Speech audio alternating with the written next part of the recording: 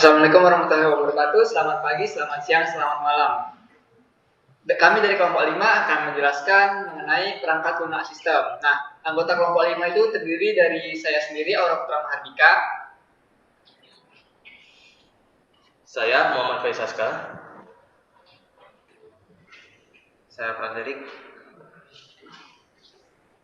Saya dari Ramadan Edward. Saya Fahri Pratama.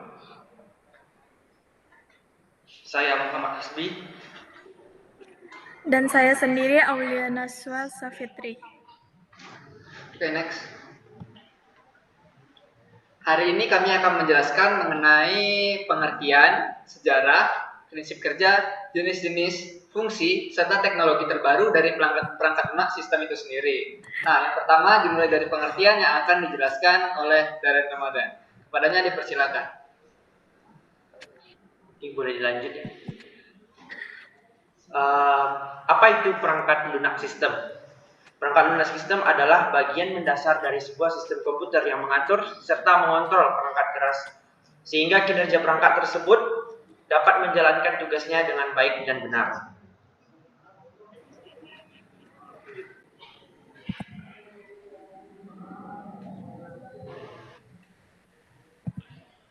Kemudian selanjutnya akan dilanjutkan oleh Frederick. Oke, saya akan menjelaskan tentang secara perangkat lunak. Pengembangan perangkat lunak sudah dimulai bahkan sebelum adanya komputer. Charles Babbage adalah orang yang pertama mengembangkan konsep software di pertengahan tahun 1800-an. Tapi ditegaskan lagi oleh Alan Turing pada tahun 1935 melalui tulisannya yang berjudul Nomor Komputasi dengan Aplikasi ke Masalah Edge-Schedule. Tetapi ditegaskan lagi dan dinyatakan pada tahun 1958 oleh seorang ilmuwan bernama John Tukey. Tetapi belum semua orang yang saya sebutkan di sini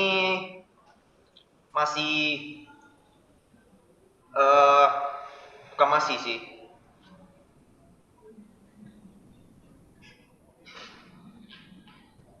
Sebetulnya masih ada orang yang berkontribusi untuk membuat teori software, tapi tidak kami sebutkan di sini karena kurang kontribusi. Oke, di perangkat lunak itu ada 4 era. Yang pertama itu era pioner. Bentuk perangkat lunak itu pada awalnya merupakan sambungan-sambungan kabel di antara bagian-bagian hardware. Contoh langsungnya itu komputer ENIAC, kalau kalian ada yang tahu lah. Terus ada contoh lainnya itu punch card yang diketik satu-satu. Lanjut. Yang kedua itu era stabil. Pada era stabil perangkat itu sudah bisa dipisahkan antara program dan datanya. Dan perusahaan perangkat lunak itu sudah bermunculan bercabang-cabang. Contoh langsung itu adalah yang sekarang kita pakai ini Windows, yaitu Microsoft. Dan di zaman ini program sudah bisa multitasking. Lanjut. Era ketiga yaitu era mikro. Pada era ini software komputer sudah dipisah lagi menjadi 3 bagian, yaitu software sistem, aplikasi, dan bahasa pemrograman. Tapi bahasa pemrograman itu hanya bisa diklasifikasikan sebagai software apabila yaitu ada compiler atau interpreter di dalamnya. Dan itu pun masuk belum yang sebelumnya. Dan itu pun yang bahasa pemrograman tadi dengan compiler dan interpreter itu hanya termasuk di software aplikasi. Dan software system mempunyai fungsi untuk mengontrol hardware, enggak mengontrol sih, kayak penghubung hardware dan software. Contoh support system itu yaitu Windows, macOS. Era keempat yaitu era modern. Dan bisa kita rasakan sekarang ini yaitu autofocus dari kamera. Itu berasal dari AI, Artificial Intelligence, dari software. Dan contoh lainnya itu ya Instagram, tahu lah kalian, filter muka gitu. Oke, lanjut. Baiklah, selanjutnya adalah prinsip kerja. Nah, tadi kan era-era banyak ya.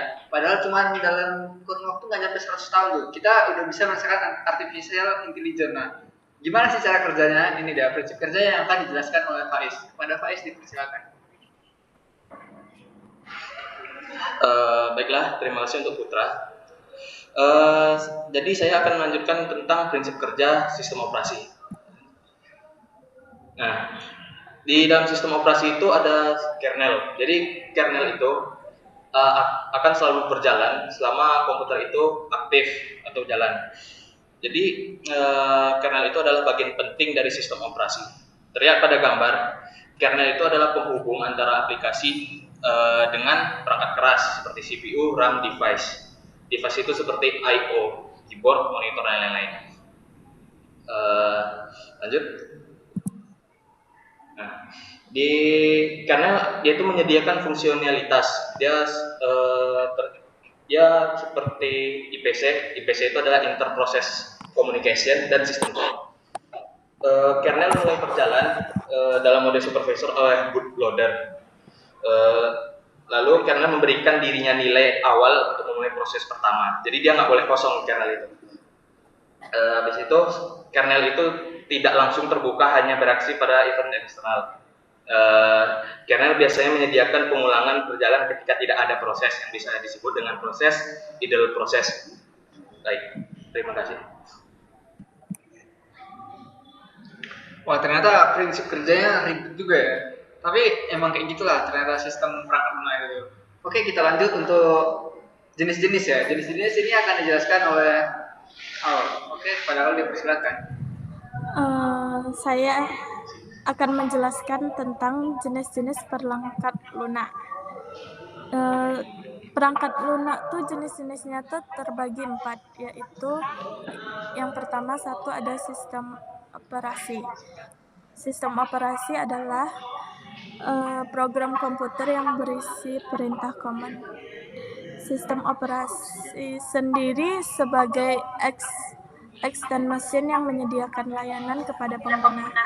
Contoh-contohnya ada DOS Operating System atau DOS, ada Unix, itu tuh multi-seluler, ada Windows, dia tuh penghubung antar aplikasi, terus ada Linux, dia tuh open source, dan yang terakhir ada macOS atau Macintosh Operating System. Yang kedua, jenis yang kedua ada device drivers. Device drivers ialah jenis perangkat lunak yang mengontrol perangkat keras tertentu yang terpasang ke sistem. Contoh-contohnya ada BIOS drivers, display drivers, motherboard drivers, printer drivers, ada ROM driver, sound card driver, USB, VGA, sama yang terakhir ada virtual device drivers. Terus yang ketiga ada utilitas. Utilitas membantu dalam menganalisis, mengoptimalkan, mengkonfigurasi, dan memelihara sistem komputer. Contoh-contohnya yang seperti yang ada di PPT ada Avast antivirus, Directory Opus, McAfee antivirus, Piriform CC Cleaner, ada Razer Cortex, Windows File Windows, WinRAR, dan WinZip. Terima kasih. Oke, ternyata jenis-jenisnya cukup banyak ya. Tadi itu kan ada 3 jenis ya dia. Utilitas, ada drivernya, ada juga yang untuk OS-nya ya. Oke, selanjutnya kita akan membahas tentang fungsi. Nah, fungsi ini akan dijelaskan oleh Fahri. Pada Fahri dipersilakan. Baiklah, terima kasih kepada Putra. Selanjutnya saya akan menjelaskan tentang fungsi perangkat lunak sistem operasi. Fungsi perangkat lunak sistem operasi ini bertanggung jawab untuk mengontrol semua sistem kerja dasar komputer. Sistem operasi ini menangani semua proses termasuk manajemen memori, input, output, dan konversi seperti tabel encoding. Pada dasarnya, ini menggabungkan perangkat keras seperti perangkat lunak aplikasi sehingga dapat digunakan secara bersamaan. Contoh sistem operasi yang ada sejauh ini adalah Linux, macOS, Microsoft Windows, Apple iOS. Berikut beberapa fungsi perangkat lunak sistem operasi. Yang pertama itu adalah menjalankan program dasar komputer. Menjalankan program dasar komputer di mana operasi ini memeriksa apakah aplikasi ini dapat digunakan atau tidak, supaya tidak ada menimbulkan dampak yang fatal pada perangkat yang kita gunakan. Yang kedua adalah mengatur kerja perangkat keras dan lunak. Sistem operasi suatu perangkat memiliki pengendali dalam menjalankan sistemnya. Sistem operasi dapat berjalan di perangkat keras dan di perangkat lunak di dalam komputer dengan teratur yang kita dapat gunakan sehari-hari. Selain itu, sistem operasi ini dapat kita gunakan seluruh kemampuannya perangkat keras dengan efisien. Yang ketiga, wadah bagi program dan juga aplikasi. Sistem operasi ini menjadi tempat atau wadah bagi program dan aplikasi karena sebuah aplikasi dan juga program tidak akan berfungsi tanpa adanya sistem operasi. Yang keempat, mengatur tampilan. Sistem operasi dapat berjalan, menampilkan layar di komputer, dan menerjemahkan bahasa pemrograman dan CPU, lalu menampilkan dengan bentuk teks, grafis, dan tampilan yang mudah dimengerti. Memaksimalkan fungsi komputer. Sistem operasi juga melakukan agar fungsi laptop dapat semaksimal mungkin berjalan dengan teratur, agar fungsi laptop dapat bekerja secara optimal. Yang keenam, itu melindungi program komputer. Ketika kita ingin menghapus gambar, pasti ada tulisan muncul apakah Anda ingin menghapus gambar ini. Nah, itu termasuk sistem kerja sistem operasi, memberitahu kita apakah yang akan kita lakukan. Contoh misalnya tentang notifikasi update, termasuk kerja sistem operasi juga. Yang ketujuh, memudahkan perintah pada perangkat komputer. Sebelum adanya sistem operasi ini, cara untuk membuka aplikasi sangatlah rumit. Kita harus mengerti kode-kode yang rumit yang harus kita ketahui untuk membuka komputer. Wah, ternyata fungsinya banyak juga ya ternyata. Jadi banyak fungsi itu sangat-sangat berguna untuk kita. Oke, baiklah, materi selanjutnya adalah teknologi terbaru. Nah, teknologi terbaru ini kan karena dia banyak ya. Jadi kami akan melampirkan beberapa teknologi terbaru yang akan disampaikan oleh Asbi. Nah, kepada Asbi dipersilakan.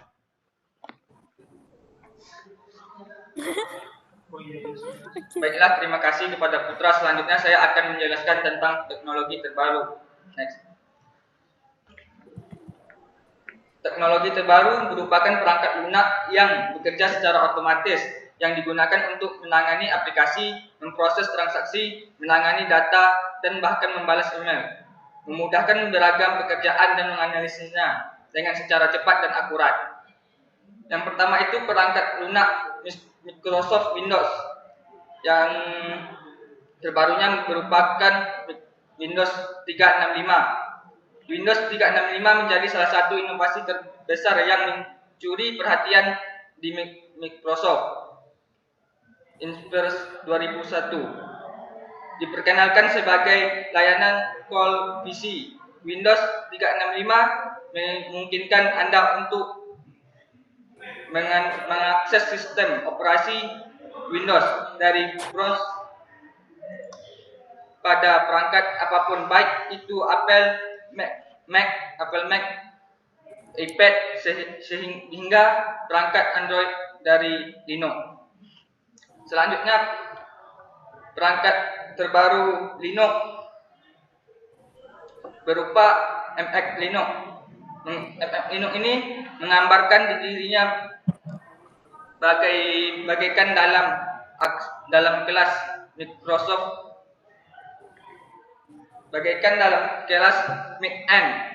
MX Linux memakai sebagian komponen inti dari distro anti Linux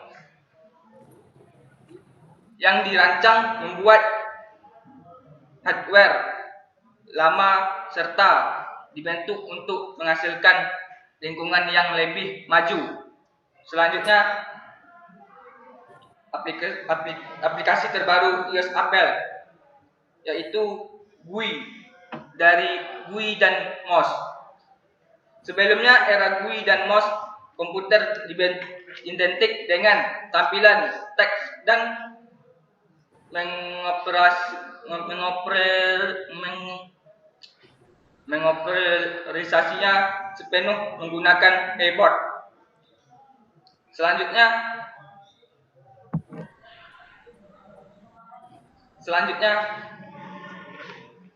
itu